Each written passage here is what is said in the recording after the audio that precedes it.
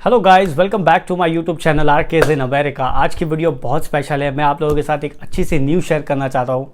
खुशखबरी तो ये थी कि मुझे मेरा ग्रीन कार्ड मिल गया। इस वीडियो में डिस्कस करने वाले हैं कि ग्रीन कार्ड होता कैसे है, क्या होता है ग्रीन कार्ड, कैसे मिलता है, कितना वक्त लगता है। तो ये वीडियो में दो कैटेगरी में एक्सप्लेन करने वाला हूँ। सबसे पहली चीज़ ये कि जो लोग अभी भी अपने ग्रीन कार्ड का इंतज़ार कर रहे हैं उनको मैं बताऊंगा कि यूएससीआईएस से क्या अपडेट है। और सेकंड कैटेगरी, जिन लोगों को जनरल इन्फॉर्मेशन चाहिए ग्रीन कार्ड के बारे में कि ग्रीन कार्ड होता क्या है। तो चलिए वीडियो की शुरुआत करते हैं। सो यूएससीआईएस एक्चुअली अभी काम नहीं कर रहे हैं, उनके ऑफिसेस क्लोज है। उसके बावजूद मुझे मेरा ग्रीन कार्ड मिला। तो अब ये दिखता कैसे है, क्या मिलता है, तो मैं आप लोगों को बता दूँ। ये देखिए, एक ऐसा एक पैकेट आता है।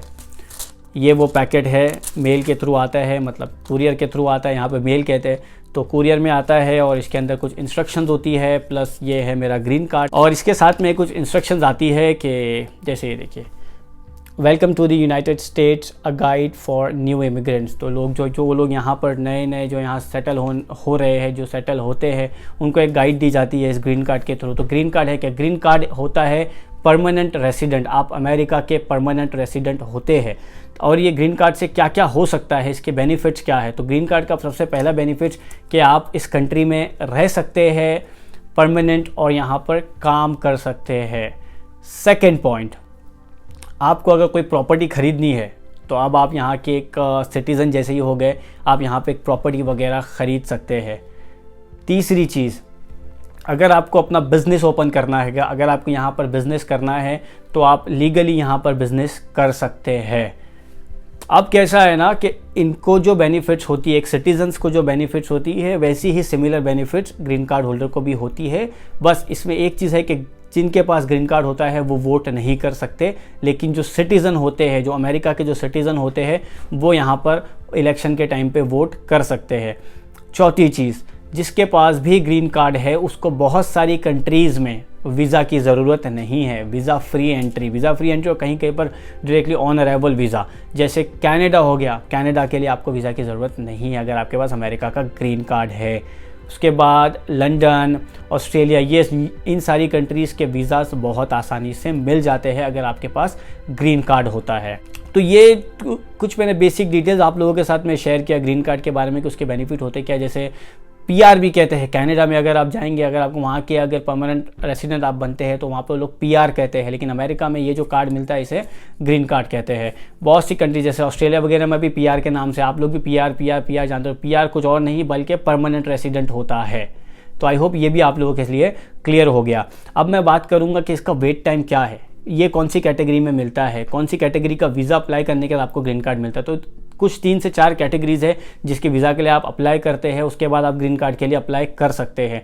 तो सबसे पहली चीज़ एक होता है, अगर आप किसी यूएस सिटीज़न से शादी करते हैं तो वो आपके लिए पिटीशन फाइल करती है और फिर जब आप यहाँ आ जाते हैं इमिग्रेंट वीज़ा पर अमेरिका आ जाते हैं, उसके बाद आपको यहाँ का ग्रीन कार्ड मिलता है। जैसे किसी अमेरिकन नागरिक से आप शादी करते हैं तो।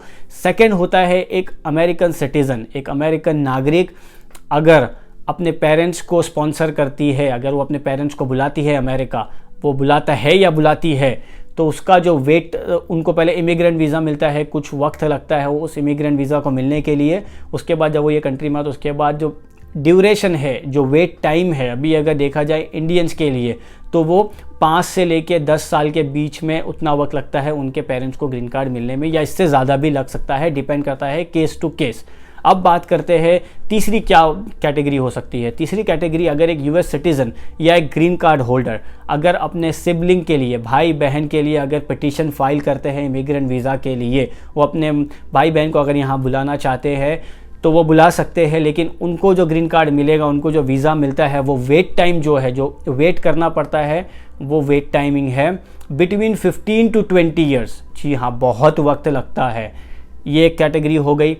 अब ओवर 21 साल अगर यूएस सिटीज़न है, वो अगर अपने बेटा या बेटी, डॉटर या सन को अगर स्पॉन्सर करते हैं, अगर वो 21 साल के ऊपर है, तो भी वेट टाइम 5 से 10 साल के बीच में ही है। और अगर 21 साल से कम है तो फिर वो जल्द से जल्द उनको वीज़ा और ग्रीन कार्ड मिल जाता है।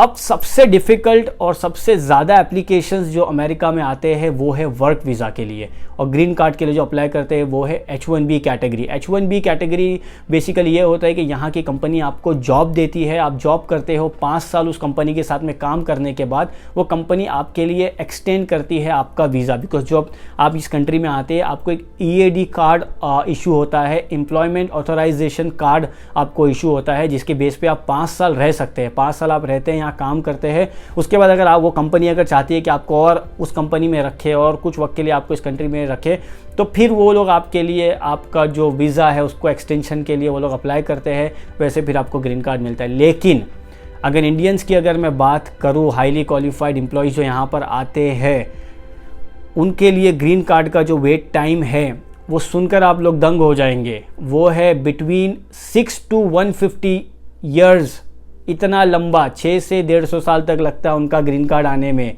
और हाँ, उसमें इंडिया सबसे आगे है, बिकॉज इंडिया से बहुत सारे एप्लीकेंट्स, बहुत सारे एम्प्लॉयज़ वहाँ से अपना पिटीशन यहाँ की कंपनीज़ उनके लिए करती है, और बहुत से लोग ट्राई करते हैं जॉब के लिए, वीज़ा के लिए।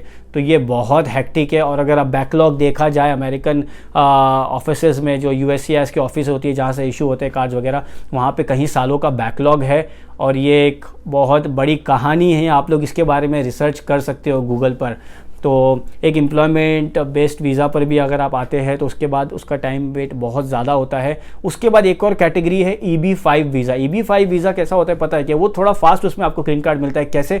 आपको है ना, आपके अकाउंट में आपके पास $5 लाख होना चाहिए, वो आपको इन्वेस्ट करना होता है यहाँ की किसी कंपनी में, या यहाँ पे आपको ये बताना पड़ता है कि मैं अमेरिका में एक कंपनी ओपन करना चाहता हूँ, इतना पैसा इन्वेस्ट करना पड़ता है आपको, और 10 अमेरिकन्स को आपको जॉब देनी होती है।